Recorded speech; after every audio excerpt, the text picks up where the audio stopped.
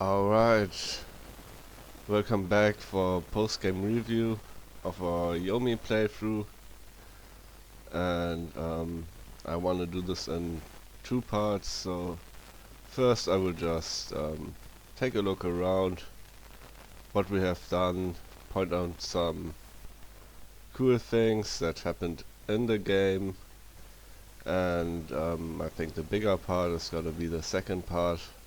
So since this was my first playthrough, I just wanna shed my opinion on the changes from the Minions 5 to the Minions 6, and yeah, let's just go in.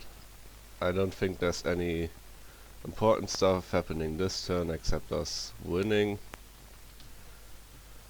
So yeah, let's just have to take a look at the map and see what's going on. So one thing I noticed after the recording yesterday was that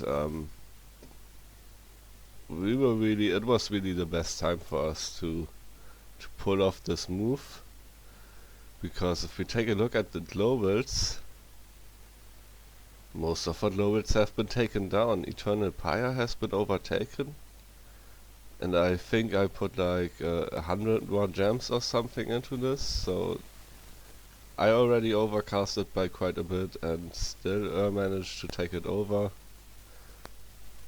We have Well of Misery up and Purgatory, which replaced our Mother Oak, and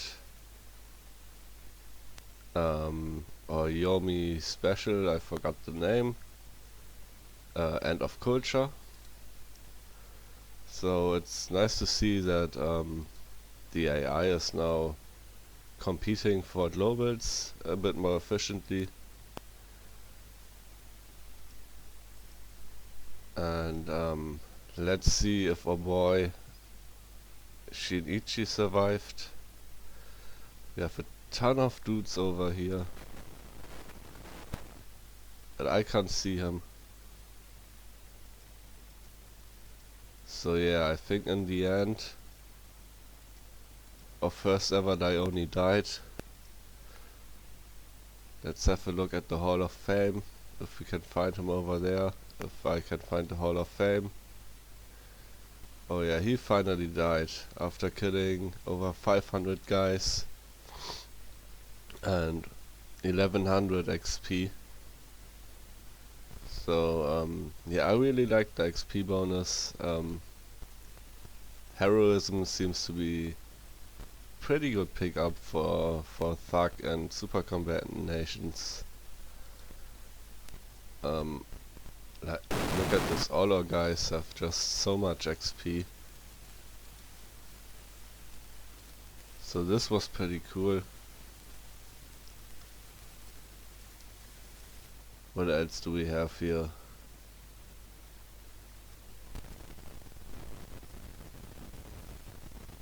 Oh, look at this. Famaria survived and is striking back.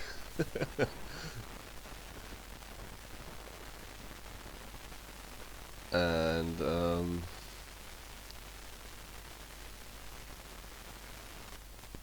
yeah, there's not too much else. So what are the cool things that happened?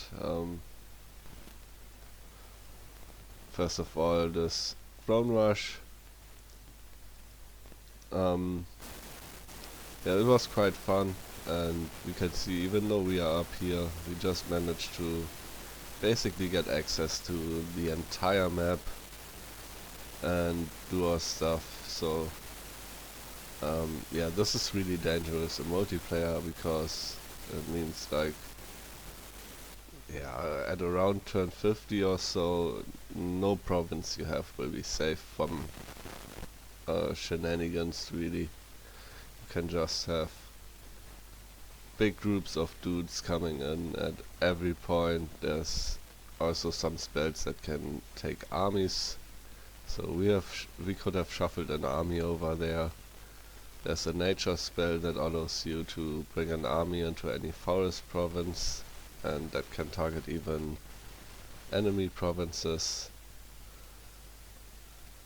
And yeah, we kind of missed the perfect window to transition from just moving our slow ass armies around and finding other means to get around the map.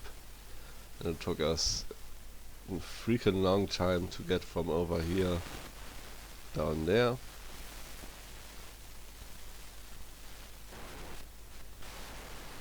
And yeah, what else happened that was fun? So I guess this is already going over to what I think about the changes from the Minions 5 to 6. So one thing that I thought was really cool was this one battle we've seen between Fomaria and Therados, where Fomaria bought a shit ton of priests and just banished the shit out of a big stack of ghosts. So that makes me hopeful that the AI is now a bit better at planning ahead and finding specific counters to stuff.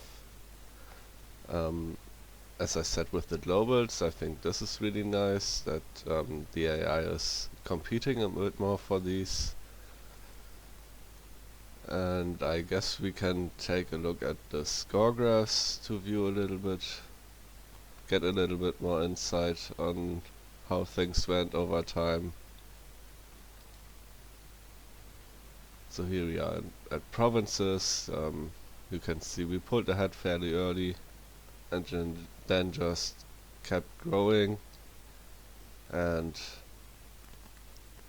yeah, around turn 30 or so everybody else just flatlined. So I don't know, maybe with the new diplomacy, I don't know how the diplomacy is working between two AI players, but none of them really found a way to grow. It seems Agatha was doing pretty well for a while. They had a big explosion around the time that everybody else was stagnating, so I guess they took out Miklin maybe. But then around turn 40 or turn 50 they actually started losing provinces again and couldn't keep their land. In terms of forts, I don't think there's much to say about this. Income, where are we? This is us, so for a lot of the game we were actually doing quite well on income, and yeah, I think this is just a function of us having more provinces than everybody else, plus our Dominion was extremely weak, and so our shitty scales didn't really spread across the world. We can see here our big bump. I guess this is the time when we started putting riches from beneath up, and then also put more effort into patrolling our lands. Uber got a huge money spike very early. I wonder what happened there. And for most of the game they were just the top on income. We also see Agatha spiking up around the time his provinces exploded and then crashing down in the end game again. Gem income, I was hoping this would change a little bit from the Minions 5 to 6, so this is something I see in every single player game I do. My gem income just goes stellar and keeps going turn after turn, and yeah, I just have like 5 times everybody else's income at turn 30, and I think over here, before we started just shooting for our master plan, I mean, we probably had as much income as everybody else combined. So I would have liked to see the AI do a little bit better on site searching. Blood income, nothing happening over here. In terms of research, where are we? Yeah, this is a little bit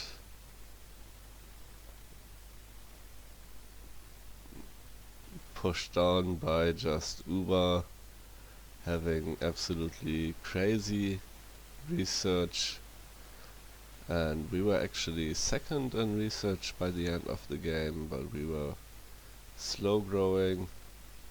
Let's see if we take Uber out.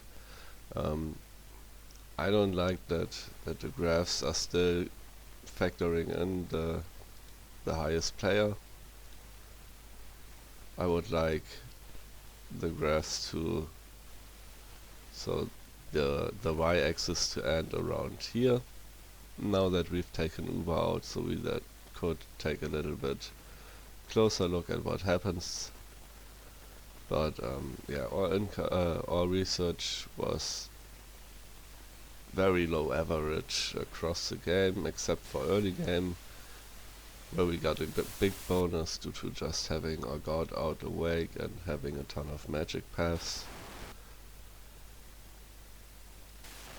Our Dominion, we had an early spike. This is to be accepted if you take very low Dominion, because we were at Dominion max 1, and so every time we get a temple check, it's basically going to a new place. There's almost no chance it's stacking our Dominion up to a higher level in a province we already have Dominion on.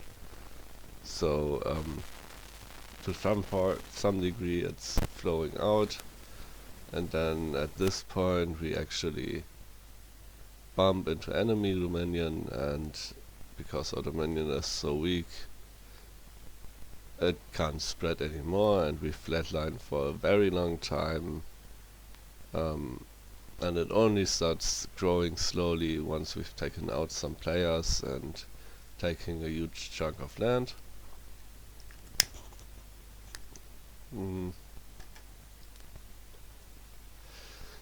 And for army size, yeah, you can see the power of respawn. We are exploding in army size. Therodos was exploding in army size in the end game, and Lanka was a bit late to the party, but it seems they figured out how to make skeletons around this point. And yeah, I'd say this is basically the same angle. Maybe Lanka's is a little bit more flat. And just different starting points. Everybody else is mostly flatlining, so I guess around turn 50 or 40 their armies hit a point that all the upkeep was eating up their income. The same problem we've dealt with for most of the game, but we had free spawn that didn't cost money, and so our armies just continued growing even though we had no money to recruit new units. And yeah, that's it for the income graphs. If we go to the victory message, I think we can view a little bit of the game development. So let's have a look what happens. Can we pause in here? Oh yeah, we can pause. So I guess this is showing Dominion because for some reason we are freaking excluded over here. And we can see Therodos just exploding. We can see another problem that I would love to be fixed in this, to have been fixed in this. And we have Muspelheim, a nation that's basically a pure land nation, and they've spawned on a little 4-province island next to Therodos, and so they have no way to get out, and their population will be dying due to Therodos's dominion, and yeah, these guys were just fucked from the beginning. Let's see where Mictlan is. Oh, Mictlan was all the way down here, and we can see their dominion. It's not coming out, and at some point they will get dom killed. So that's another thing I would have liked to see change, is Mictlan being able to just live at least. That would have been great. You can see this area, a huge area where no capital is. I really didn't expect Uber and Mictlan to both be down here. I expected somebody to be around this area. And also was on the southern border, so maybe even the random map generation favors the edges of the map. I mean, we were at the edge, and basically everybody else was also pushed to the coast, so only Lanka was the only nation that spot in the middle of a big chunk of land, and everybody else was a little bit choked in, except for Therados, of course, which is in the water. And okay, for us we see flags. We also see those flags, so we can see the difference between the Dominion and the actual expansion. And yeah, we can see even Mictlan is doing okay until Uber's Dominions comes pushing in. And a little Hinnom flag bumped up over here. I wonder how they got this.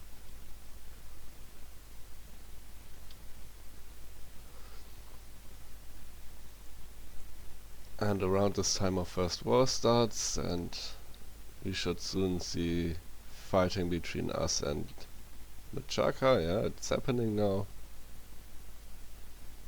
And the rest of the world still seems kind of peaceful. This is where Fomoria and Lanka start fighting, so they... oh, and Therados is already in here too. And Agatha is coming out. Mictlan is already dom killed. And it seems Agatha got a hold of most of his stuff, so that's probably the big income spike we've seen.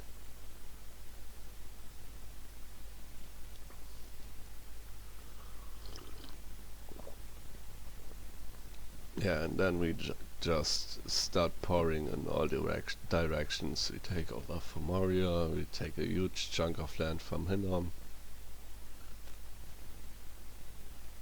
and then we teleport around and go for the win. Okay. So let's take a look at our bless, and let's talk about if I would take this bless again. Where's our bless? There it is. So the thing that I would change in this is Unbearable Splendor. It was a cool idea, but I don't think this is a bless for super combatants. I think this is better on like medium to elite troops. You want to have some more presence on the battlefield, so you can get more checks of this and just get a huge chunk of your enemy's army blinded. And for a super combatant, we've seen some battles where even after a few rounds of fighting, the troops still weren't blinded that were attacking us, and for these super combatant ties, it's mostly either you die in the on contact or you're invincible. So I don't think this ended up doing much for us. All was They're as good as always, which is expected. Heroism was pretty good, I think. This is a really cheap pickup, and it provided good stat boosts to a lot of Dione. I wonder how this will do on more elite troops. So I will probably take this in another game to get more experience with this. I really liked it. And yeah, then we just have some resistances and reinvigoration. I have no idea where we got fire resistance. Did we buy that? And we had shock resistance. Maybe this is from the thrones we took. I can't remember picking that. We didn't have air magic, so this can't be part of our bless to begin with. And the precision got added, so we had what? Unbearable Splendor, Reinvigoration, and Awe and Heroism, I think. And yeah, I would replace Unbearable Splendor with something else, like Hard Skin, Quickness, anything that's better on super combatants. I think this is, as I said, more for medium, maybe even for Chaffy sacreds, but yeah, you want a way to have more sacreds out than just a few super combatants to make this really have an effect. And yeah, let's see, what else can I say? So let's start out by saying that I think this game had a better progression than the Dominion's 5 games, so in general I'm happy with the changes, especially from the perspective of a mostly single player dude. So the AI seems a little bit more competent. They have found some counters to stuff. They're contesting globals. Except for Miklin, they all seem to be expanding well. And yeah, that's kind of nice.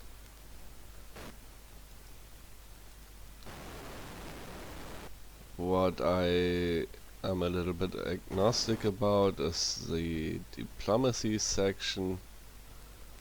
So first of all, I don't like how bumps are treated within a NAP.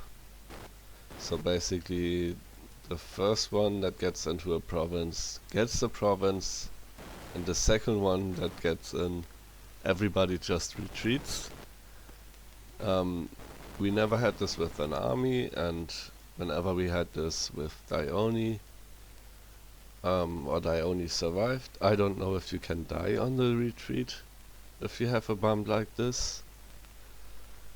But yeah, I think bumps should just be bumps. It's a misstep. It's an unlucky fight, and I think the fight should just be ruled out without being a violation of the NAP.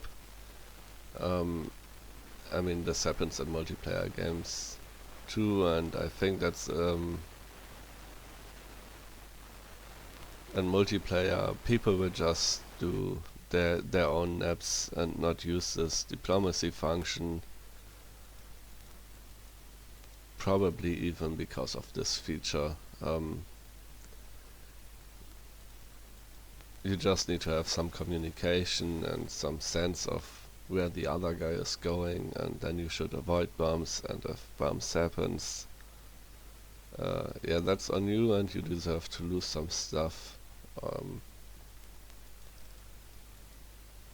Yeah, that's my view on the diplomacy stuff. Another thing is, once you are in a NAP, so I haven't had any NAP cancellation initiated from the AI, and stuff like this down here, where basically Uber and Farados had been teaming up to beat Hinnom,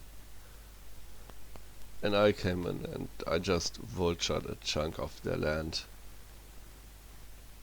If I was Uber or Therados in a multiplayer game and somebody just came in and took all the easy provinces while I have taken all the big fights and basically beaten the nation, I would see this as a war declaration. I would just move on, at least take my lands back, and yeah, tell them to go fuck themselves and give me my stuff back. Like, this is not acceptable. I would be so pissed off if this happened to me in a multiplayer game. Same over here. I mean, we took a lot of fights. It looked like, to us it looked like we were vulturing, but in the end it turned out that Fomoria actually managed to beat Therados back, and then we came in and murdered Fomoria. So I guess this was okay. But yeah, I would like to see some more aggressive diplomacy from the AI. And the last thing I want to talk about is all those nice new things we get. So a lot of the new spells I kinda really like. I like all this displacement, blurry stuff. There's a bunch of cool spells that I found that looked interesting. Obviously, us having only glamour on our god didn't allow us to experiment much with it. And can I get... yeah, I can still get into the forging window, so where the hell is our god? He's downstairs, I think. So how's the cave layer looking? The cave layer on this map was a bit unlucky. It ended up just being one big cave in the far south, and us in the north, we had no access to this. We can see that Agatha basically controlled the entirety. Lanka got a little bit. Veritas got one province. But I would have liked this to be a little bit more spread out, but that might have just come down to the random nature. So I didn't get to experiment with gearing up horses. I guess this will come more on the, I don't know, Helheim, Vanheim stuff nations, TNN, maybe Arco. So yeah, kitting out dudes is one thing I really enjoy in this game, and I had a good time just looking at the new items that came in and trying to come up with use cases for them. So most of the additions around here I really enjoyed. My big problem that I have after this game with Dominion 6 is I think Glamour has gotten too much love. So Glamour seems to have a plethora of just cool and good stuff, and it seems like all the other schools, they were robbed of some stuff. All of them got a hit with the nerf hammer, even frickin' fire, which people just meme about how bad fire is. It's basically just, oh, you can summon fire elementals, that's all you can do. I mean, you can craft a little bit of early fuck gear with this fire helmet and the armor, but like two mediocre items and then one mediocre spell. Yeah, that's the extent of fire magic. I mean, it's not quite that bad, but compared to the other magic paths. It's a sad path to have, really.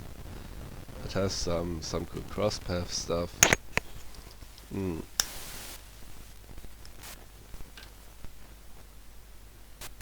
But let's talk about some specific things. So one thing that I think is going to be really bad is, first of all, the Shademail Hobergon, which was just a mainstay. I think it was Earth Death or Earth Fire, Earth Death, I guess.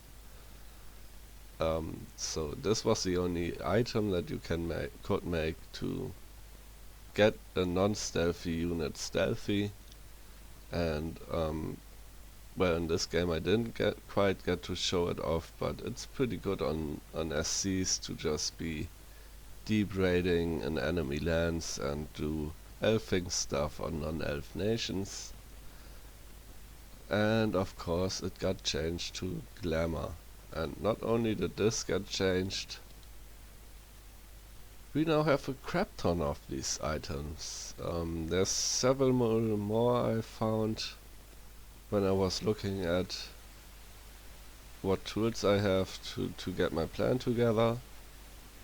So where are the other items that give stealth? We have this helmet, it just gives stealth, and of course it's Glamour.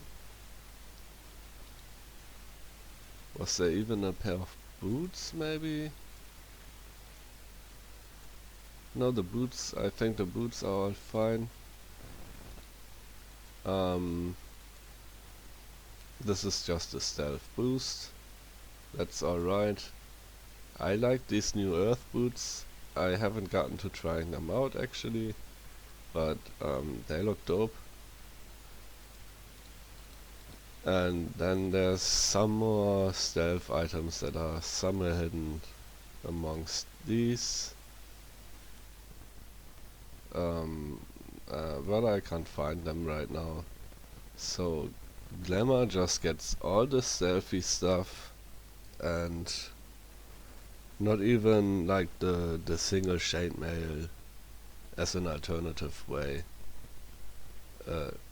is left remains unchanged. So this is one thing I don't like, that they got all the tactical movement stuff, and yeah, there's just nothing left. If you don't have Glamour, you're not doing stealthy stuff. Period. That's just how it is now, and I think that this alone will make Glamour very strong on almost every nation, because in the late game everybody is doing some kind of thugging. You can't just have armies shuffling around, and being stealthy is just a big part of this. There was another thing over here that I wanted to talk about, but yeah, it slipped away from me. I don't know. So what else changed? Where else do I think Glamour has gotten too much? I think it's in the spell department. So what did Glamour get in the spell department? Luck removed from Astral. Awe removed from Fire. Mist form, one of the most prevalent thug magic stuff, has been nerfed.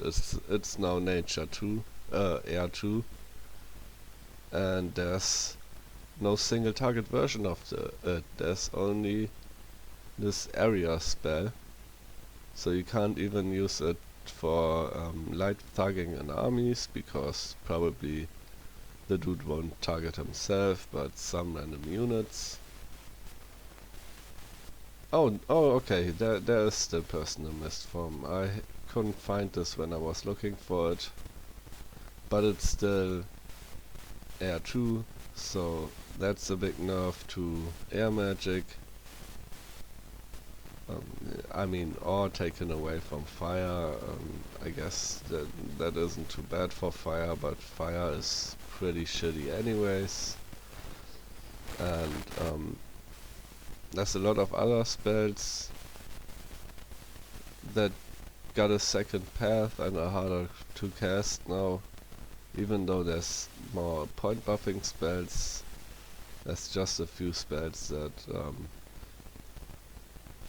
are harder to cast on the thug units and super combatant units, and a bunch of these spells have just been moved to Glamour. Also, all the other Glamour spells that are in here that are really new and not something that's been taken from any other path, they all look pretty cool. They all look good. And yeah, I think Glamour would have been a fun and cool addition, even without taking stuff like Awe and Luck away from other paths. I mean, look at what our Golem script was on Astral 3. What can we cast to enhance our battle capabilities? Let's see. We got Body Ethereal, Point Buff. I think Body Ethereal has no single target version now.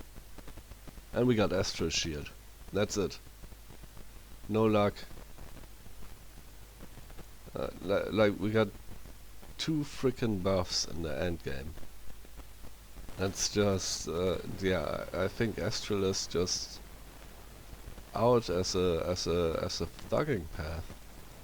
It's only there for teleporting around now, and of course for combat magic. I mean, Mind Burn and Soul Slay and Enslaved Mind. There's this fine spells. But for thugging, this is a little bit sad. And yeah, I guess we can go on and find a few more examples. Let's see if we can find a single target Body Ethereal. Should be an Astral. Nope, there's none. There's none. You can't use Body Ethereal on a thug that's inside an army. You only can use it if you're doing solo stuff. Yeah, there's a lot of stuff just that's been taken away and it's missing now. How do I get back to all the magic? Filters, remove filters. Is there any remove filter button? Clear filters, space. Alright.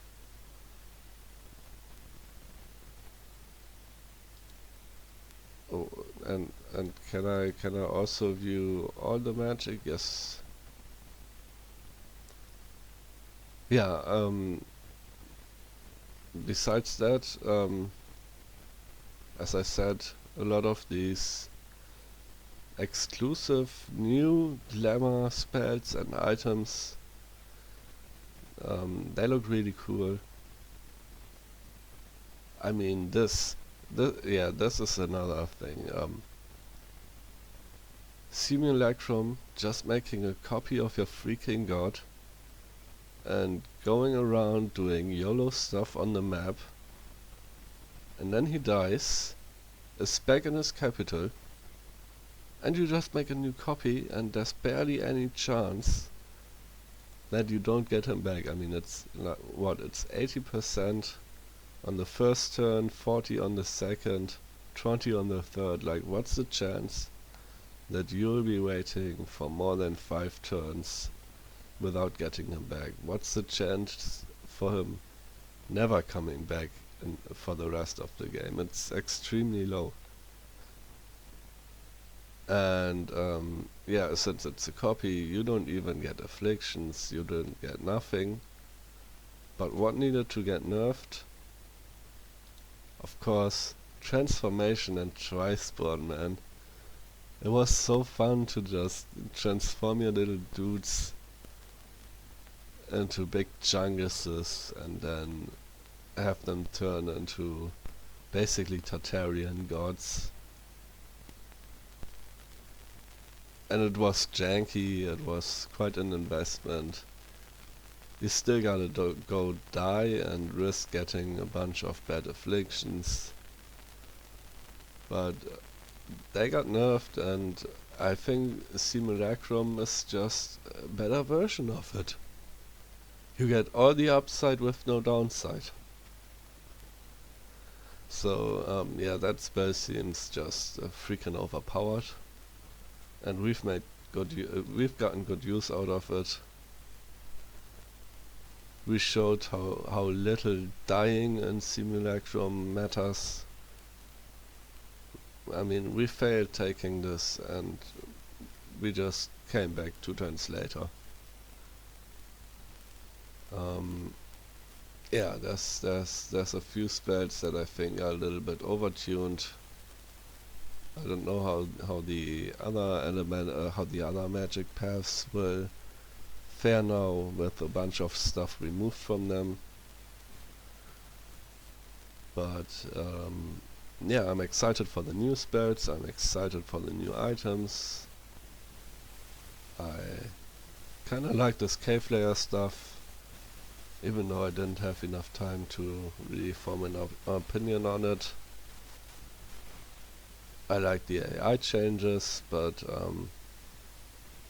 yeah, I'm very curious to see, once people start playing multiplayer, but how strong Glamour really is. I think it's gonna be awful strong. I think it's gonna be oppressive. And yeah, I think that's the end of my rant on the general changes. So even though I let loose some hate on Glamour Magic, and yeah, my prediction will be that, you know, in Dominions 5, people hated on the elves. It was, oh, they're doing elf things, elf. You know, it was pop kill and then elves. Those were the 2 most hated things. And I think Glamour Magic will come in and push elves into the shade. I mean, elves of course do get Glamour Magic, probably all of them. But it's not gonna be about them being elves, it's gonna be about them having Glamour Magic. And yeah, with that I think we can wrap this up. It was a nice playthrough. I haven't decided yet what I will do for my next playthrough. I will probably just start playing the nations from top to bottom, and that will mean that probably the next series will be Arco. Maybe I'll go to Middle Age and follow the progression of our Japanese guys, and yeah, that would be Shinuyama then. But yeah, I enjoy the early age the most, so I'll probably just pick another early age nation for my next playthrough. And yeah, see you then, and have fun with the new game, and don't hate too much on elves and Glamour Magic. We still got pop kill.